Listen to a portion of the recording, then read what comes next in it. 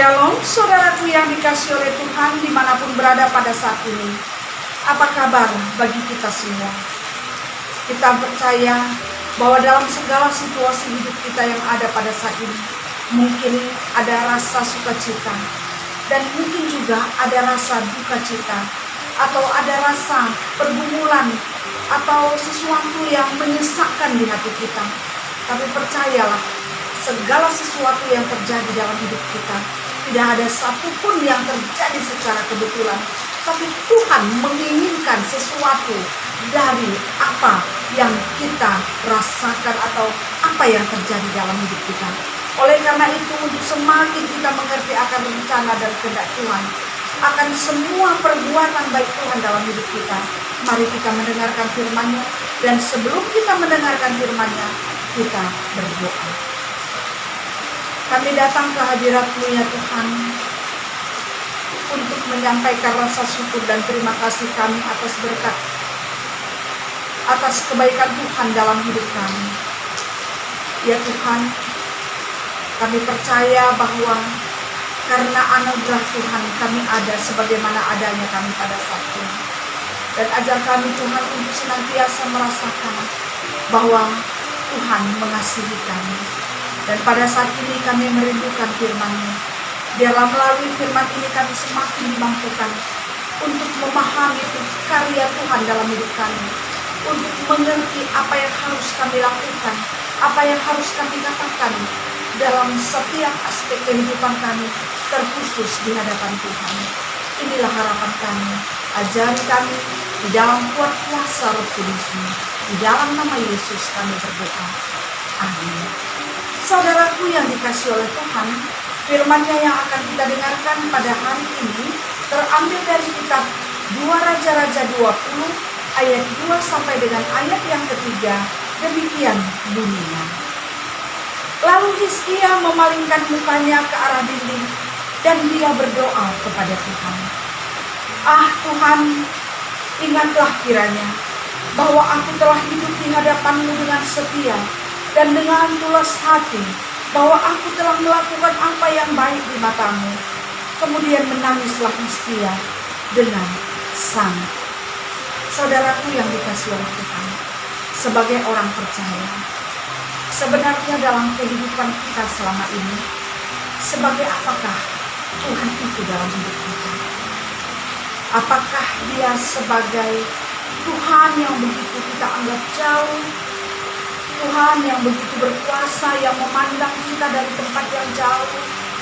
Atau apakah kita merasakan bahwa Tuhan selalu ada di bersama kita, menjadi teman kita, menjadi tempat kita mencurahkan isi hati kita, tempat kita untuk memohon dan meminta apa yang kita butuhkan dalam hidup kita? Bagaimanakah selama ini pengalaman kita untuk menyatakan kedekatan kita dengan Tuhan?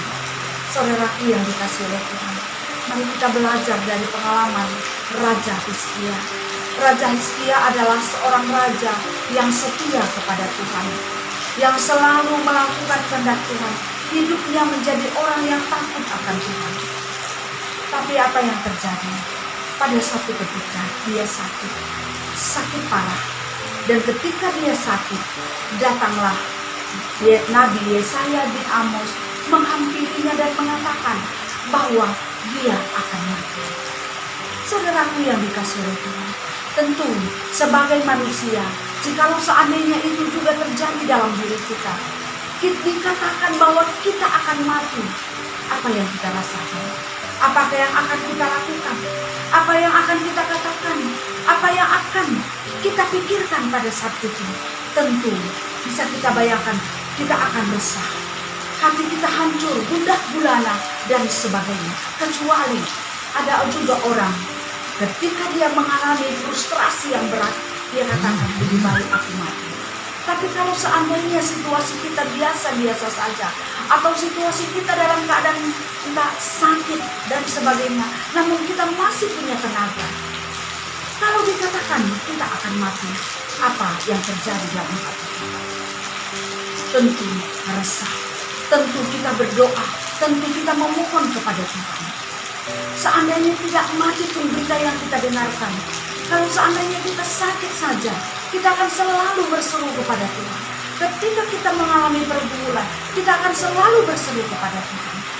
Nah, saudaraku yang dikasihi oleh Tuhan, apa yang dilakukan oleh Raja Hizkia? Ia memalingkan mukanya ke arah dinding dan berdoa kepada Tuhan. Sesudah Yesaya bin Amos pergi meninggalkan dia memalingkan wajahnya ke dinding dan berdoa kepada Tuhan. Saudaraku yang dikasihi oleh Tuhan, ternyata sangatlah bijaksana ketika kita mengalami sesuatu yang tidak menyenangkan hati kita, atau kita mendengarkan situasi yang menyakitkan hati kita. Ternyata penting bagi kita untuk memalingkan wajah kita kepada Tuhan dan berdoa kepada Tuhan. Kemudian kita ungkapkan apa yang ingin kita sampaikan kepada Tuhan, apa yang ingin kita minta kepada Tuhan, apa yang kita harapkan dari Tuhan. Seperti apa yang dilakukan oleh Raja Hizkia. Dia katakan, Tuhan, janganlah kiranya, ingatlah kiranya bahwa aku telah hidup di hadapan-Mu dengan setia dan dengan tulus hati. Aku hidup di hadapan-Mu dengan setia dan tulus hati dan melakukan apa yang baik di mata-Mu. Dia katakan, dia jujur mengatakan apa yang dia rasakan, dan dia berani mengatakan bahwa selama ini adalah dia orang yang setia, orang yang tulus hati kepada Tuhan dan melakukan apa yang baik di mata Tuhan. Mengapa dia berani mengatakan itu? Karena memang dia tahu apa yang dia lakukan selama ini adalah yang memang seperti apa yang dia katakan kepada Tuhan. Dia jujur mengatakan itu. Dia katakan, dia ungkapkan bagaimana selama ini hidupnya di hadapan Tuhan. Jika kita bertanya kepada hati kita, kalau seandainya kita jujur di hadapan Tuhan, kata-kata apakah yang kita ungkapkan kepada Tuhan pada saat ini? Apakah kita mengatakan atau mengungkapkan kata-kata bahwa kita tulus hati, bahwa kita melakukan kehendak Tuhan? Atau apa yang akan kita katakan? Jikalau kita sekarang mengungkapkan isi hati kita, mengungkapkan siapa kita di hadapan Tuhan, apa yang kita katakan kepada Dia? Saudaraku yang dikasihi oleh Tuhan, mari kita mengevaluasi dan mari kita mengubah kehidupan kita seturut dengan kehendak Tuhan. Kemudian menangislah Hizkia dengan sangat. Dia menangis karena dia belum rela, dia belum ingin meninggalkan dunia ini, dia belum ingin mati, sehingga dia menangis dan dia memohon kepada Tuhan. Saudaraku yang dikasihi oleh Tuhan, apa yang terjadi kalau kita baca pada ayat seterusnya?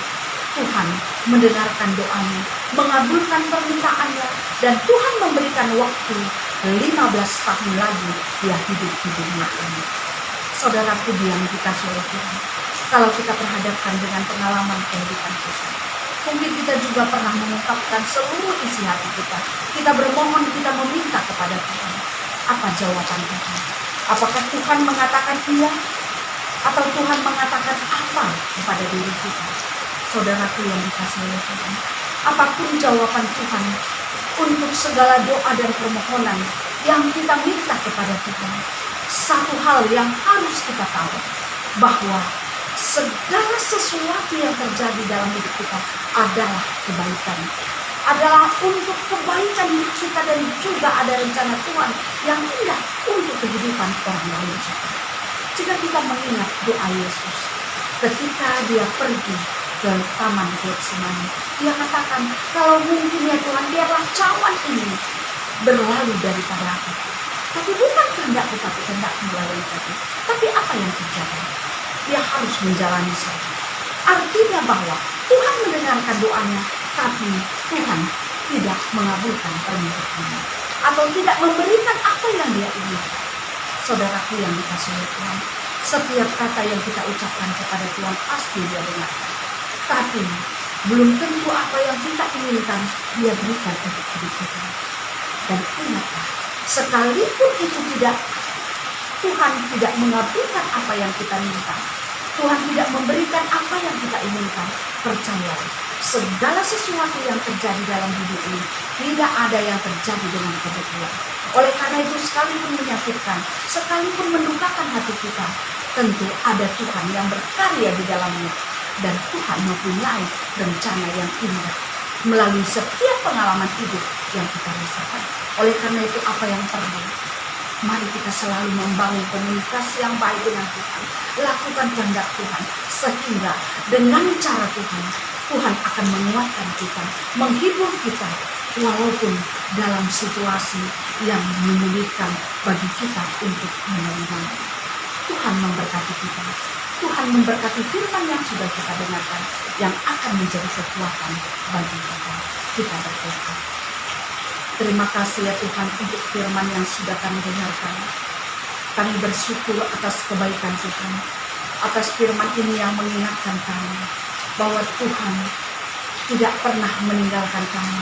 Tuhan selalu mendengarkan doa kami. Dan Tuhan mengajak kami untuk selalu tulus dan jujur di hadapan Tuhan, mengungkapkan seluruh isi hati kami.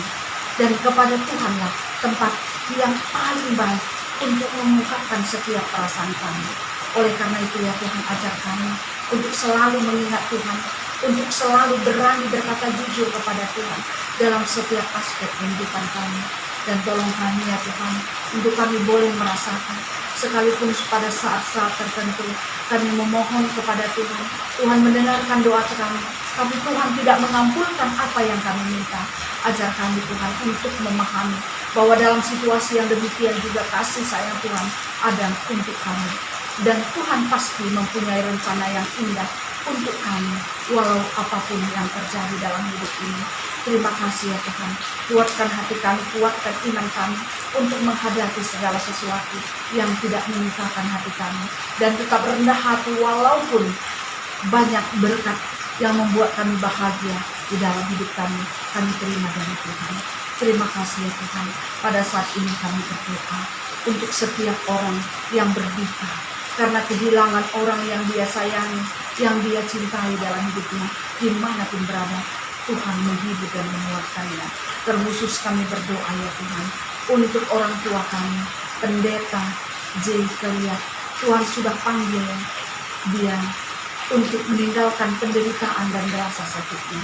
Tuhan hiburkan semua keluarga, jemaat, orang-orang yang mengasihinya dan yang dikasihinya. Biarlah dalam situasi yang seperti ini pun semua kami boleh merasakan kasih sayang Tuhan yang selalu ada untuk kami. Terima kasih ya Tuhan. Tuhan menghibur dan menguatkan keluarga Nora, anak-anak semuanya Tuhan. Terkhusus Nora dan anak yang masih juga isolasi di rumah sakit pada saat ini. Tuhan berkenan menyembuhkannya. Dan juga semua saudara-saudari kami dimanapun berada pada saat ini yang menderita penyakit, apapun penyakitnya Tuhan. Baik penyakit virus corona yang ada dalam tubuhnya, kami mohon Tuhan membersihkannya, Tuhan menyembuhkannya.